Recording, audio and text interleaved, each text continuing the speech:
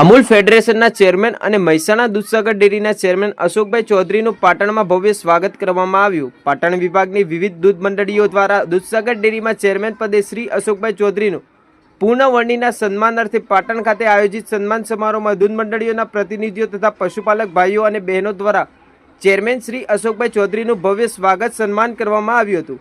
આ કાર્યક્રમમાં પાટણ જિલ્લા ભાજપ પ્રમુખ શ્રી રમેશભાઈ સિંધાવ, પાટણ એપીએમસીના ચેરમેન શ્રી સ્નેહલભાઈ પટેલ, પ્રદેશ ભાજપના પૂર્વ ઉપાધ્યક્ષ શ્રી નંદાજી ઠાકોર તેમજ દૂધસાગર ડેરીના નિયામક મંડળના પાટણ વિભાગના સભ્ય શ્રી પ્રધાનજી ઠાકોર અને શ્રીમતી સીતાબેન દેસાઈ તથા વાઇસ ચેરમેન શ્રી દશરથભાઈ પટેલ સહિત સરકારી આગેવાનો અને મોટી સંખ્યામાં દૂધ ઉત્પાદકો ઉપસ્થિત રહ્યા હતા. Online TV news reporter Farooq Memon, Kheralu.